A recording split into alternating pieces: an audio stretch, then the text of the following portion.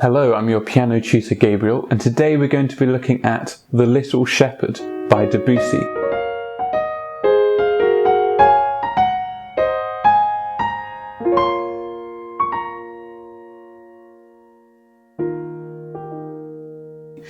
This piece comes from his suite, Children's Corner.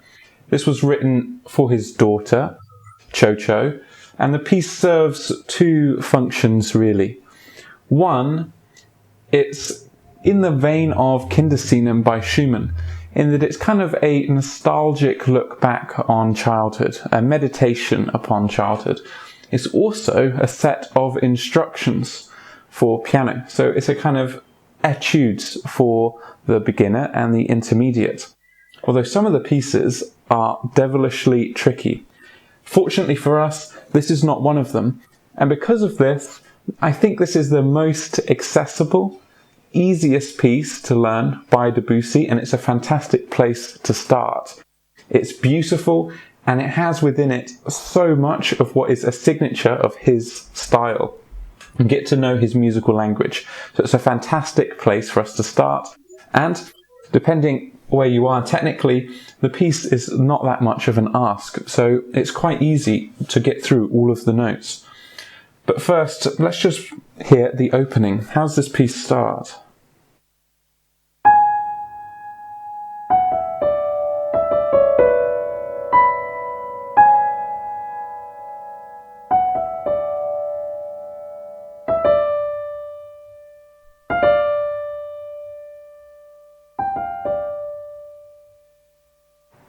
So, what does he want? This first melody, it's sweet, and he wants it delicate and expressive. We're at a moderate tempo. And let's just analyse the notes here and understand what's going on. Our key signature suggests that we're in A major, but there's one thing missing from this first phrase.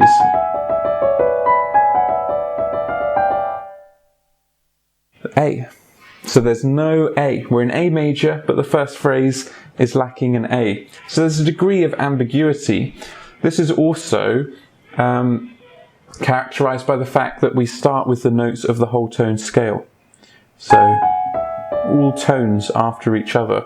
This also has an implication of the Lydian mode.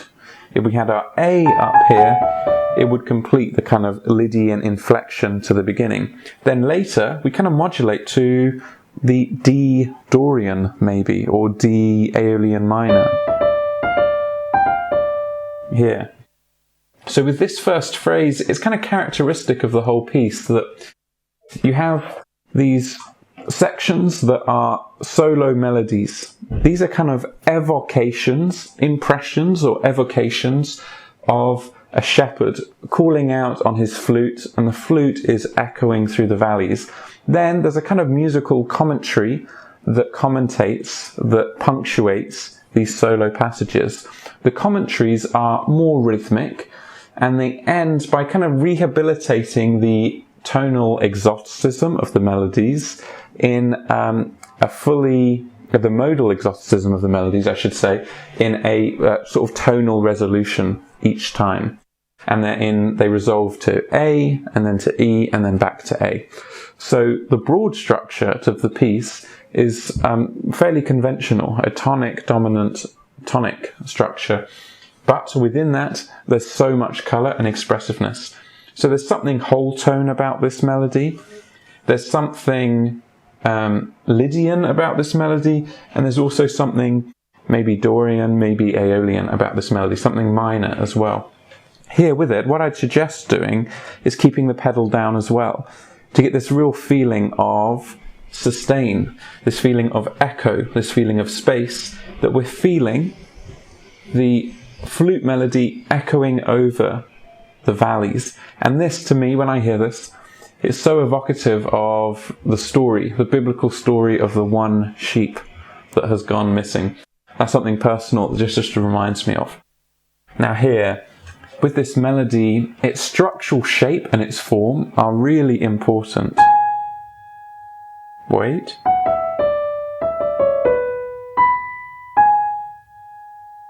So, This is just a habit, and it tends to happen all the time that when we have long note values, we rush them.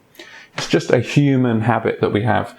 But with Debussy, he has this reputation of the music being ephemeral, of it being, almost wishy-washy, of it being ethereal. And the music is beautiful because of that. But one element of Debussy that's often neglected is his attention to rhythmic detail. So much of his music has a very strict rhythmic schema to it, and he's very particular with the note values that he uses. As pianists, it's our job to honour that. When we're going at a moderate tempo, we have our pedal down, there's a little bit of give and take, but sticking to the note values will actually give the music a more ethereal and more floating character to it while maintaining the rhythmic schema that Debussy composed the piece with. So for this, I'd recommend really observing the note values and learning to count them, even when it's a solo. And we're trying to be cantabile, a little bit expressive. Even then, I'd be quite strict about our note values. Also, you can even do a kind of tenuto on this first note. So we're just floating. And it's telling that this is the leading note. So it really is a floating note in the scale. We're on the leading note of the tone of the whole piece. Count the beat.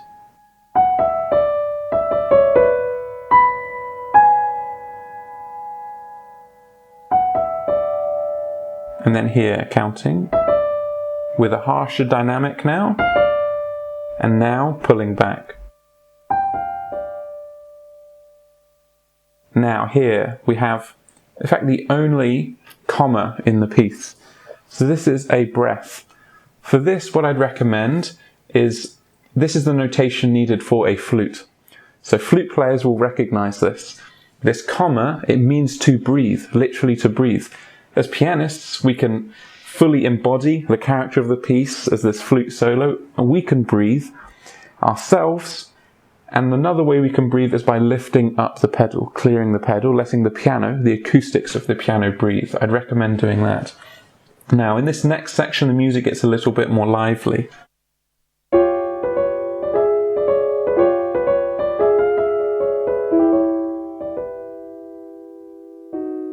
Again, in the last bit, weighting your note values here.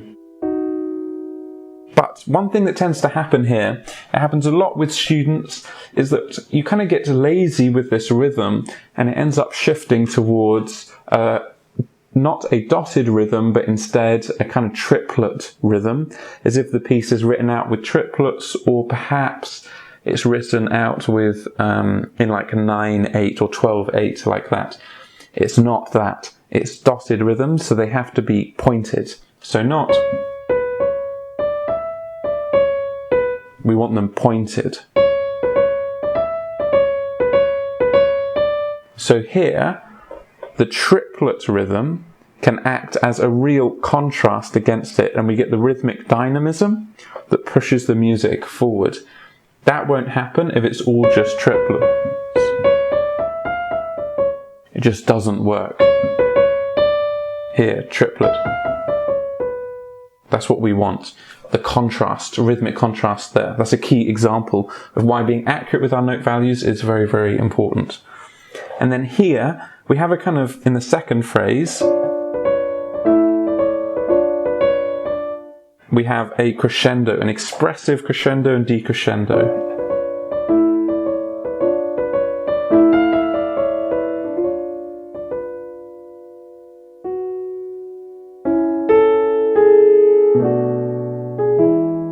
And here we can do a kind of tempo tenuto here.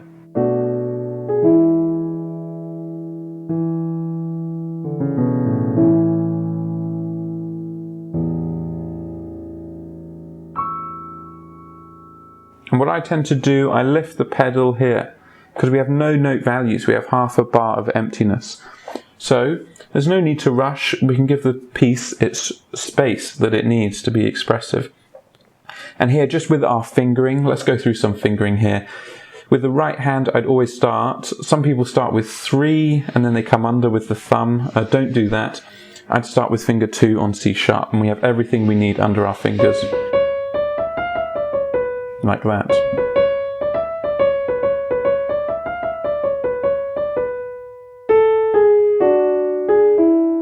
Like that, you see? So here, 1, 2, 3, 2, like that. Perfect. The left hand is pretty straightforward. And here,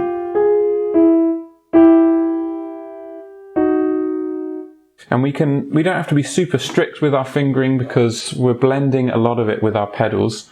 The pedaling here, what I would use, and throughout the rest of the piece, I would clear the pedal with each change of harmony.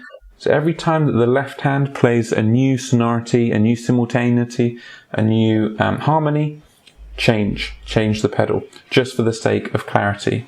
So here, change the pedal, keeping the note down.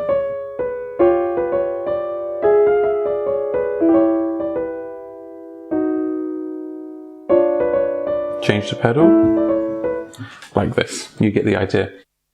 And at the end, we can use our una corda pedal as well.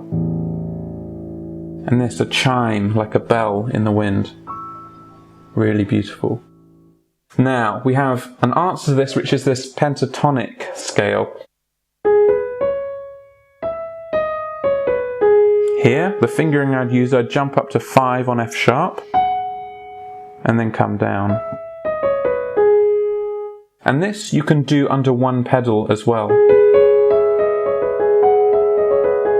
And just make sure that the note value in the middle you keep as well. It's the longest note in the phrase and it's the loudest note in the phrase. So it needs not just a weight in terms of its volume, but a weight rhythmically within the phrase as well. And then here, 5 on D sharp. And we can do something nice and expressive here with our left hand. Give it a bit of space. And I'd pedal each change. Change, change, change. Like that, just for a sense of clarity.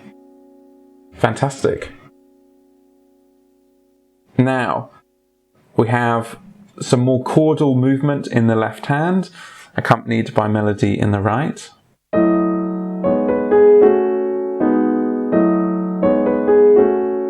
And what I do here in the left hand, let's just go through some of our fingering. We have 5, 5, 3, 1, 5, 2, 4, 1 and 3, and then come back. What this does here, it just stops our fingers moving in between the black notes. So our thumb is taking on the most movement, moving between these notes. So we're not having to hop our fingers in between, jump over any black notes there. We can sit into the keys. It helps us be more legato as well, although we will be blending with the pedal. Now this next phrase is the most dissonant of all of the phrases, and it's the most exotic in its mode. It's a kind of harmonic minor mode. A dominant harmonic minor. It's as if we're on note 5 of the harmonic minor scale. So here, what I choose to do is a little half pedal, just so we don't get this very harsh blend. But it's a little softer and a little sweeter for us. And the fingering here, we do 1, 2, 3, 4, 5, coming down, up to 5 here on B, 1 on E sharp, and then we come over 2 on B. Now, next is the dramatic apex of the piece, the most expressive bit. So, we're here, and I use 2 on E sharp,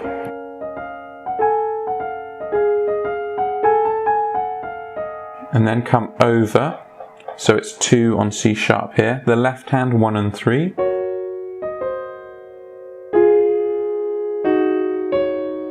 And then here I stay on 4 on E sharp. And then here, this is where I change, I put the thumb underneath on E sharp here.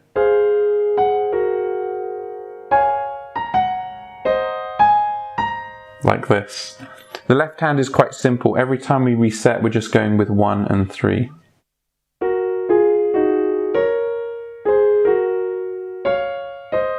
Like that. Then when we come here in the left hand, it's very awkward with our sharps and all of this, but here, B sharp with 5, our thumb is on the C sharp. I come up with finger 4, so I step over my finger here, and then I finish 3 on the A sharp. And this section, we're going to, we have a crescendo all through it. This is going to take some slow practice to get it coordinated. It's just a little tricky to piece everything together. But in this section, the next one, this is our crescendo. This is our big reveal. And what we have is something of the classical tradition where when something's repeated, the second time it's slightly weaker. This is just a musical rhetorical strategy that exists in classical music, in the idiom of classical music. So here we have this twice, so it's compounded. We have a strong phrase followed by a weak phrase, and then all of that is put in brackets, it's repeated again, and the second time it's weaker. So we have a strong, strong, weak, and then a weaker, strong, weak afterwards. So let's listen to it here. And it's very particular how he's written this with his dynamics. So here, strong, and then a weaker reply. Here, again, strong, but not as strong as before. And here, an even weaker reply.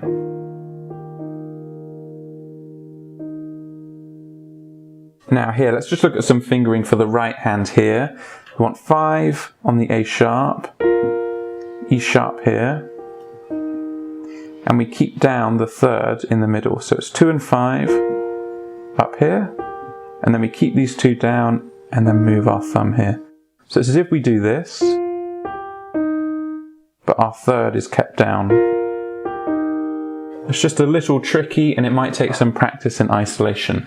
Now with this note here where we have the repeated D sharp, sometimes there's a cursory sharp, sometimes there isn't, which has led to some ambiguity around what the note is. The note is a D sharp, it definitely is, and it's repeated just after the beat. So it's a kind of written out ritornello.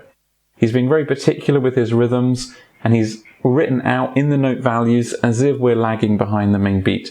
So I'd be quite astute in observing that and playing it in time. Now when we come back, we repeat the music from the beginning, but something has changed. Something is a little bit unique from before.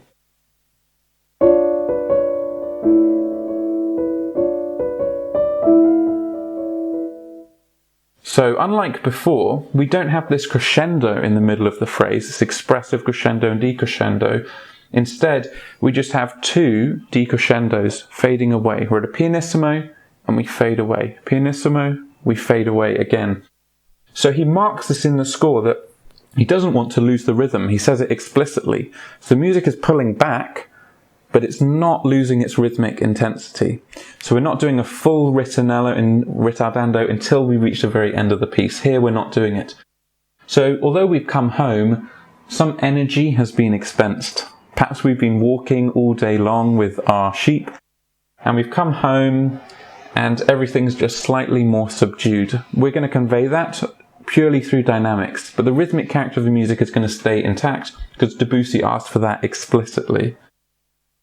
So here, a pianissimo, decrescendoing. Here, pianissimo again. And then we're back to piano.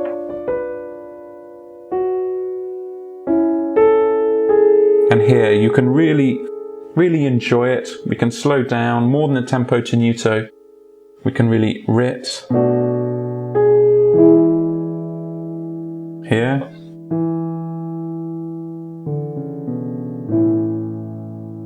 Pedal down. And the una chorda as well. Make it nice and soft at the end. And you can just let it ring out. We have no reason to lift our pedal. Let it fade away to nothing. So this piece, Like I say, it's really pretty, it's really beautiful, it's a fantastic gateway into learning Debussy's music. In addition to this video, there's also a guide that talks about everything we talked about today and some stuff that we didn't have time to get around to in today's lesson. If you're interested in that, that's in the video description below. Additionally, if you have any questions about the piece, please don't hesitate to ask them down in the comment section below. I do offer online piano teaching, so depending on when you see this video, I may or may not have any availability. If that's something that interests you, please do contact me. Again, my info is down in the description, although my schedule is getting quite busy at the moment. Now, that's it. That's all I have to say about the piece. Good luck with your journey. Good luck with learning this piece. Now you'll hear a full performance of it, and I'll see you in the next one.